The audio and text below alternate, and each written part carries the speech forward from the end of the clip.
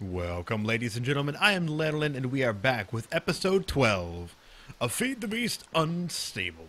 In this episode, we are going to take a look at a couple of things I've been doing around the base in between episodes.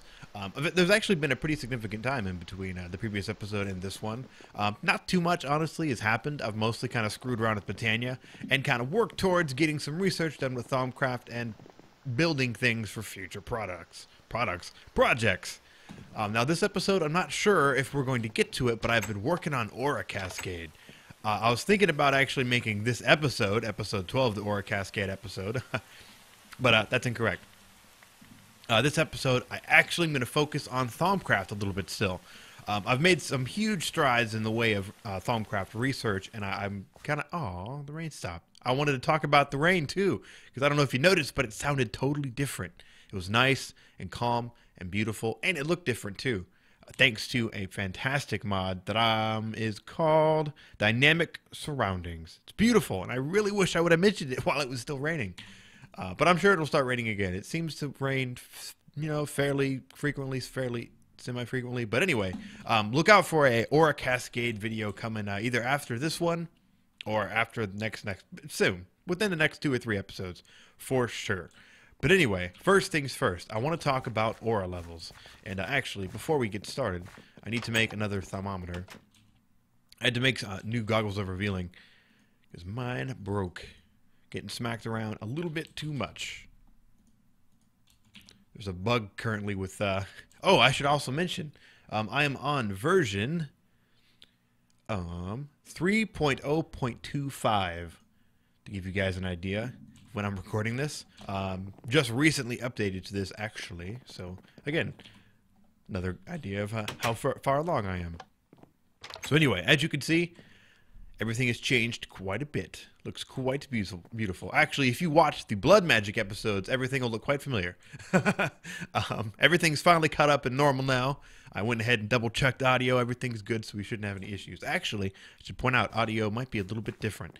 But anyway, like I said, I want to talk about aura levels because my aura has been a little bit messed up, a little bit tainted, if you will, a little bit nasty. But I've taken many efforts to correct this, and everything is actually quite beautiful now. Wait, there we go. I always do it backwards. Everything's actually quite well, not as nice as it should be, but it's actually quite nice. And you'll also notice, holy sh! My arcane levitators are working again. Haha! I bet you're wondering how the hell I did that. Well, I'm here to show you. And actually, I can do a couple things right now. Well, maybe we'll get to it this episode. Let me double check. I kind of need to make another excavator focus, and we'll get to why in a moment. Oh yeah, I can just go ahead and make another one real quick. Actually, let me finish what I'm talking about. Then we can go make that, because it kind of leads into it. So anyway, if you remember back in previous episodes, my taint levels, my flux levels in the aura were getting a little bit much. In fact, they actually got to the point where they were like dangerously high. If we would have had flux stuff on, I'll admit on camera, we probably would have had some issues. But because we had the flux stuff off, that gave me time to learn and figure out how to properly deal with all that stuff. And now I know how to deal with all that stuff. So if you're on a server that has issues with flux, you can learn. So we've already talked about how to get the tainted shards. Yay, level 20. Oh, you've also probably noticed a little fairy flying around me. Yeah, that's Aura Cascade. We'll talk about that when we get the Aura Cascade. It's pretty awesome. Just consider the fairy a little teaser. But you'll occasionally see little droplets of experience. That would be the fairy. So anyway, as I was saying, we already have our tainted shards. If you watched the previous episode, you'll know how to get tainted shards.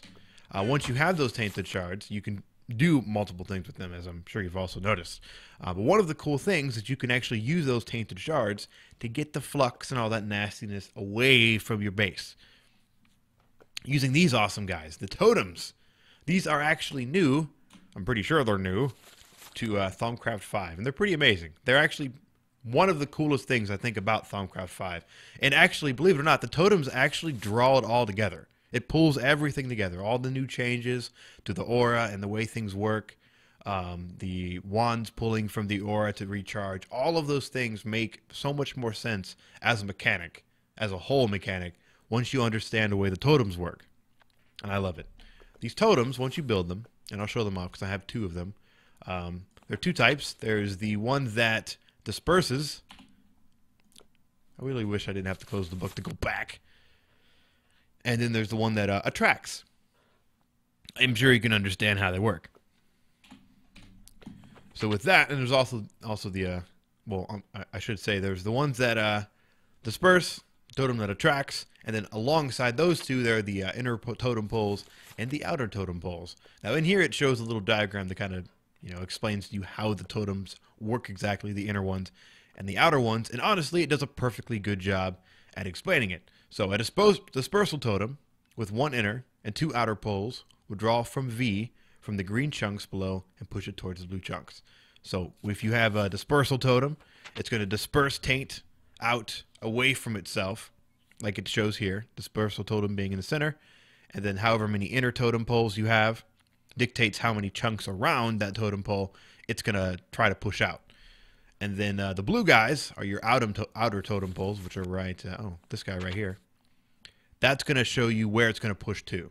So the taint's going to be pushed to these guys out here, which is okay, because chances are those are going to have really low taint levels anyway. So it's going to kind of disperse it, let it become a little bit less, so you can get your silverwood trees planted and your pure nodes up to allow it to take care of that stuff much quicker, safer, and without issue.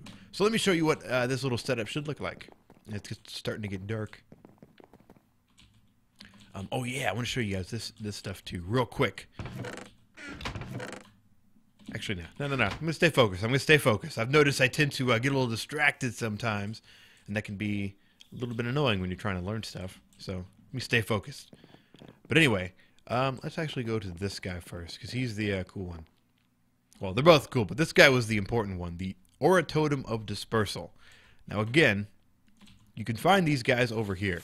And I recommend making them as soon as you get to them. Like as soon as you research the totems, it'll probably be worth your while, especially the dispersal totem. It'll be worth your... Ooh, there we go, rain again. See how beautiful it sounds? But unfortunately, I have to go sleep through it. So give me a moment and I will be right back. Then we can talk about totems. I blame the rain. All right, we are back. Nice and sunny day outside again. And man, didn't you love the rain? The rain sounds, it actually sounds like rain. It's not like crazy loud or anything like that. It looks nice. And there's actually varying degrees of rain with the dynamic surroundings mod. In that it could be like light, sun showery rain that you can still work in and function in. It's not very loud or anything. And then there's the big heavy rainfall that we had show up there when it turned dark. I love it. It's fantastic. But I personally am someone who already enjoys the rain in Minecraft, so I might be a little bit biased. It adds a bunch of other things, too, to the Minecraft world, which I'll point out as we come across them. So anyway, the totems. As you can see, I have a pretty tall totem here. It's right up here, and it's actually... I should say that it's in a good spot, because, again, depending on where you place it, depends on how... depending on where you place it, depends on what chunks get dispersed. So what I did is I made sure it was right over my base. So what I did was one inner, which I guess on this one I put the inner one down there. So one inner totem pole, and then 1, 2, 3 outer totem poles, and one stabilizing totem pole. Because you can only have a maximum of 5 totem poles underneath your dispersing totem. So just keep that in mind. Now, I don't actually know if the stabilizing totem pole counts towards that 5 cap. I just assume that it does, and I use the stabilizing totem pole. The stabilizing makes sure that it generates a minimum amount of flux whenever it does its job, because as most things in Thaumcraft, flux is usually generated when you use them. These guys being no exception. So I have the stabilizing totems poles on there just to make sure that things don't get any worse. Things like it's a little purple, too much purple. You should have saw it before I put these guys up, but they do a fantastic job. So as simple as they are to make, they are simple to use. And they look cool too. Also, they don't need to be way up high in the air. That's where I chose to put them. So anyway, with our one inner totem, it covers this. Normally, without any inner totems, it'll just do one chunk. So it would just do just this part of my base, which actually wouldn't be too bad. But I wanted to make sure that I got rid of all the taint surrounding. So I put one inner, and it'll cover this area around it. And then I have 3 outer totems, which are going to cover this big area around it, a big, huge area. Enough that it's going to disperse it in such a way that I don't really have to worry about it anymore. So long as I make sure I get some silverwood trees planted, get some nodes going to help pull things and take care of stuff. Hell yeah. So I'm going to show you guys a little demonstration of how these guys work. All you have to do is get yourself a shard and tell it what you want pulled out of the aura and pushed away to your neighbor. And we can literally watch the aura go down. And you can watch it work, too. Even its little eyes turn purple, as you can see. I don't have my thermostatic harness on me right now, unfortunately. But it's pretty nice. And I can actually use it around my base now because we've got air back. I'm sure something else you noticed. That there's air in my aura. Because there's barely any ordo, though, because I was doing a lot of enchanting for my wand foci, which I'll show you why later. It's pretty nice. So anyway, like I was saying, this guy, the Aura Totem of Dispersal, each crystal lasts a long time. But yeah, this is definitely something you want to have pretty early to make sure that things don't get nasty. Look, it's all almost gone. All of the taint in the aura is almost gone off of 1 crystal. Not even 1, like half a crystal. So anyway, we can call that one completed, explained. This guy has a different face, a much more surprised, spooky face. This guy is the Totem of Attraction. Early on in my Thaumcraft adventures, I was a bit careless. I was having a lot of fun, and I built this awesome building, and I used arcane levitators in order to levitate myself to its multiple floors. Unfortunately, that uses a lot of air in the aura, and it kind of drained it out to the point that I literally no longer naturally generate air anymore. I damaged the aura so much that air will no longer generate on its own. It kind of sucks, actually. It's really annoying. Whenever I see air shards in the world, I'm like, oh, gimme. I just gobble them up and shove them in my pack and run home as quickly as I can, because that's the only way that I can generate air. So if you run into that issue where you have a few careless experiments making things and that or something else, this is the way to kind of get around your dumbass self. So yeah, the Totem of Attraction. It is going to do the opposite of the Totem of Dispersal, and I don't have any air shards. Actually, I guess I should grab some ordo shards. Considering that we are, like, running out. I need to make a proper way to get up here. Although it's kind of the roof. I don't know if I really need to, even though I actually come up here pretty often. So let's take a look at our ordo. It's super, super low. Let's actually switch to it. Yeah, it's really low, but at least it still generates naturally. I think it's just naturally really low in my aura. I also should mention, or actually, let's just get going. Let's toss this order shard in there. Boom! It's going to start pulling in the aura. Nice. Now it's going to slowly start filling up. However, it's not going to fill up like crazy amounts. There is a cap. Now, this cap is probably why my air stopped generating on its own. I burned the hell out of it, and it just got, like, no, what, screw it. I'm not growing here anymore. You suck. You keep overusing me. And it instead replaced it with taint. So the aura seems to, like, I couldn't find anything that said this definitely. Granted, I didn't really look very hard, I'm going to be honest. But there seems to be, like, a maximum amount of total aura in each chunk. And if you start filling that up with taint, it makes it so there's no more room for anything else. So that's why, my other auras tend to get a little bit squished and they don't naturally regenerate a whole bunch. And that's also why this guy will eventually stop working. See how it stopped? That means there's no more room for any more ordo. There's just no more room for any more aspects, honestly, in this area. Now what we could do is grab another tainted shard and let this guy go again and let him squeeze out the last little bits of taint. Then we could get some more ordo, but it's okay. We don't really need to do that. Quite a lot to explain. So let's actually run down here, and I'll give you guys another example of why it's really cool to have this Totem of Attraction. If you remember from the original Thaumcraft, or from Thaumcraft 4, and a lot of the other Thaumcrafts as well, I think 3. I don't remember if 2 had wand foci like this. I think it was per wand. But anyway, the Focal Manipulator allows you to enchant your wand foci. Now, I have been working on some methods to do some automated digging with the arcane bore. Oh, yeah, we'll take a look at that later. If we have time. Hopefully we have time. We'll probably look at it whether we have time or not. But anyway, I went ahead and went through and I did all the enchanting levels for the wand focus excavation. However, I kind of messed up. I didn't really think ahead, think totally correct or intelligently or anything about how I wanted to do it, or how I wanted my enchanting levels to look like. So I want to basically make a new wand focus, re-enchant it, do it how I want to. Now that I know what each level is going to look like, so what I want to do is treasure.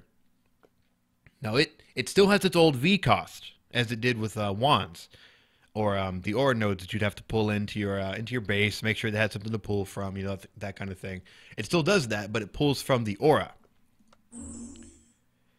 Now these early ones are going to be pretty easy, but occasionally what will happen is you'll run out of V. Your aura will just completely deplete. As we can watch some stuff, yeah, you see how it's all getting pulled in, little particle effects doing its thing. It looks super cool, but you know, sometimes stuff will run out, man. And when it runs out, like for example my air, you're going to need that totem up there to make sure it all gets done. Hey, it's done. All right, so I'm going to go ahead and put that back in. Take it out, put it back in. Enlarge. Oh yeah. So air and ordo. I'm hoping honestly it uses up all the air, which it should. Then I can show you guys yet another example. I don't know, I might not actually. I don't know if I'll have enough experience to show off this. But anyway, when I was originally enchanting it, what would happen is I would run out of air in my aura. It would like stop pulling because there would be none in there. Now, I've since been able to kind of let the aura or air build up. Oh, there we go. Nice, dude. It stopped. So yeah, as you can see, I've run out of air. It's all gone. There's no more. Showing air levels in the aura. You can see there, top left, no air. None anywhere. Oh, I guess there's some right here, but... Huh, I wonder why you don't pull from there. You know what, it's probably just the one chunk that it sits in. So I did that too. I kind of would like move it around my base as I would need stuff. But I don't want to waste the experience, man. So what I did was I ran up there to my awesome bro. Actually, let's get up there. I've tried using the grapple hook to get up there. Like I've grappled onto the totem and like launched myself over the house and died. I was sad, but also it was hilarious. So anyway, get out of here, order shards. So hope that'll just disperse its way out. Give me my air. Get out, please. Thank you. So that will slowly make it. Oh yeah, there you go. The cicada sound. Pretty sure that's what those bugs are called that make that little noise. The cicada sound. If you live in a forest or inner forest, you will hear that sound at night. It does get a little bit annoying, but eventually I just kind of block it out. I don't notice it anymore. But when I'm not focused on something and I'm just kind of like standing around, yeah, I notice it. But I also noticed that whoever made it is smart. And if you do get annoyed by the sound, you can turn it down and off. But I don't mind it. Well, there you go. It also just turns it off completely. See, there's a little bit of taint gets out. A little bit of taint still gets out, even with the stabilizing totem. But it's okay. It is okay. That's why we have the dispersal totem. But you can see it working, the little zaps. Nice. So this actually should have finished. It did. Nice. So... This is where I made the mistake. I grabbed dowsing. I feel like dowsing kind of counters treasure. Because, yeah, if you're getting the clusters, you're just kind of countering, because like treasure already gives you extra. And the dowsing, the clusters that you get from dowsing give you extra. So I don't know. It's like, do you want enchanting 2, or do you want treasure, or I'm sorry, is it looting? I feel like a dingus. Not looting. The other one. The other one, 3 or 2, or do you just want dowsing? I don't know. I felt like treasure would be better over dowsing, so I'm going with treasure. Except I need 18 levels. I haven't figured out an easy way to get levels yet, so Unfortunate. Unfortunate. So anyway, that pretty much wraps up this segment as far as enchanting stuff in Thaumcraft 5. Pretty much the same, but pulls from the aura. And the totems. Oh, these totems are actually amazing. They solved all of my issues because I was actually having a lot of, like, I didn't know what to do with my lack of air in my aura. I was like, well, I'm kind of screwed. But I looked into these totems. I spent the time, did the research, and hell yeah, man. Hell yeah. I love them. They're super useful. Super duper useful. Obviously, though, you got to keep an eye out for your shards. So let's take a look at what all this Thaumcraft work has gotten us to. So anyway, in an earlier episode, I showed you guys the matter receiver and its awesomeness and the charged porter. Now, someone mentioned that in the comments that I should make the advanced charged porter, and hell yeah, I absolutely should have, and I did, and it's awesome. Let's go see how it works. So if you shift right click, you have 4 options to go. 4 different places where you can go say hi to. And if you'll see, I have another place called Arcane Bore. Hit set, and you're good. And then right click, poof, and it poofs you on over to where, wherever you go. So I should actually point out real quick, that burning sound, that lava burning sound, is this fairy. That is the like freaking crazy downside to this to the fairy, is that it floats around you, and if you have lava around you, it gets hit, quote unquote, by the lava. It doesn't actually take damage or anything, but yeah, it does that. So what I'm going to do is take this guy off and hope that it like goes away. Go away. Like, they're amazing other than that. Like, they're not annoying. They don't get in your face or anything like that. They will interact with water a little bit, make the little blurp sound, a little splash, just like they do with the lava. But yeah, that's the only thing that kind of bugs me. But again, these, it's still kind of new. I think this type of fairy works differently than the old fairy in Aura Cascade. There we go. He went, oh no, he didn't go away. But anyway, we're looking at the Arcane Bore. Oh yeah. It still largely works the same as it always has. You can pipe it in for Perditio is what it uses to boost its speed and make it work properly. If you don't have Perditio in a jar, it uses aura. And there isn't really much aura for it to use in general. Like, it'll run out pretty quickly, regardless of what you've been doing nearby. Which, we're pretty far away. Home's like right here. We're down here. Not too bad. But anyway, let's flip this baby on. Yeah. So here's the original one I enchanted. So Treasure 2, Enlarge 2, and Dowsing. So, Dowsing, blah. Lame. But I want Treasure 3, Enlarge 2, and then that's it. So make sure I get maximum gains, Now, I could have done Silk Touch, but I don't really have anything for Silk Touch. Like, I don't have a Fortune 3 pick or anything like that. And then, oh yeah, the pick is just Efficiency 4, Unbreaking 3.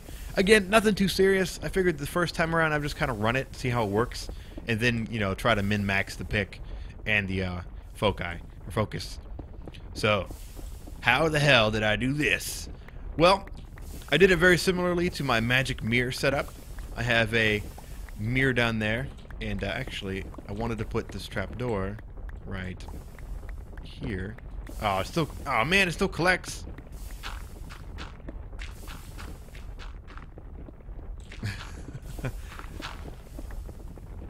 Alright, well, it's not perfect. Obviously, you can't get too close to it because it'll just pop into your inventory. But yeah, this guy will just spit stuff out. The base will just spit stuff out. So I figured, here we go, we can move that, we can watch. Oh no, my trapdoor! So yeah, I made another arcane mirror, or magic mirror, as you can see there. I linked it to the magic mirror that I have sitting in my easy storage room, which we'll take a look at it again, in case you guys have forgotten. And yeah, I just spit stuff out. And it drops into the mirror, and then goes into my system. It's so freaking awesome, dude. The only problem is, I don't know how to deal with all the crazy amounts of cobblestone that I'm going to get. And, gravel, and whoops, and all that other junk. So, I'm not sure how to deal with that yet, but I'm sure I'll think of something. Or if you guys have an idea of something I could do, feel free to throw an idea in the comments. I would appreciate it. So let's go back to the base and take a look and get my trapdoor. But again, I will show you guys what this looks like. Because in the previous 3 episodes, I did not have the teleporter set up or the magic mirror set up. So Yeah, that's why you never saw that in the previous 3 episodes. So there you go. You can hear it eating away.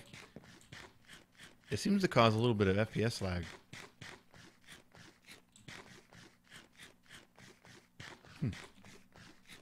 A little bit, not too bad.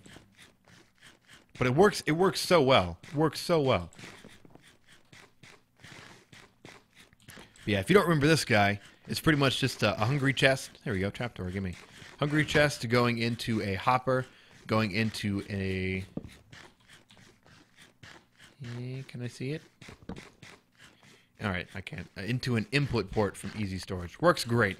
No interactions are needed. The only downside is that it's kind of slow, as you can see. If it's eating a lot of cobblestone and stuff, it can take a while. See, there you go. See, now I have to deal with these native iron clusters. Kind of sucks. But anyway, I think that's going to be it for this episode, guys. So I hope you enjoyed it. As always, please drop a like if you like this video and favorite it. You know, if you want to come back and check later how to do some cool... Oh, yeah, I've been messing with Britannia, by the way. Been messing with Britannia. But we'll look at that later.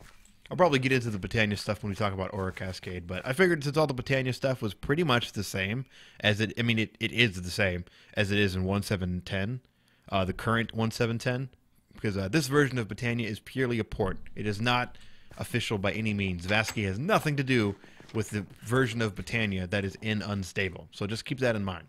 So everything's going to be the same. All the mechanics are the same. Everything. It's just a matter of what works and what doesn't work yet. So I probably won't do much of any Britannia, honestly, on for Unstable, unless stuff changes or anything like that. So I'll let you know. Maybe some interesting setups and stuff specifically for Unstable. But anyway, as I was saying, we're closing up the episode.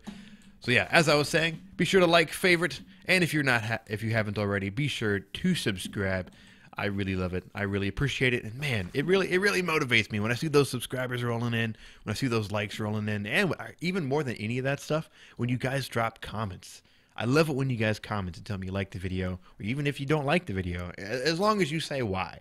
If you just say this video sucks and then you leave, well, okay. But if you say it sucks and then this is why it sucks, that's good. I appreciate that. But anyway, enough about that. Thanks for watching, guys. Hope you guys enjoyed this one. And as always, I have been Lanolin, and I will see you next time. Bye.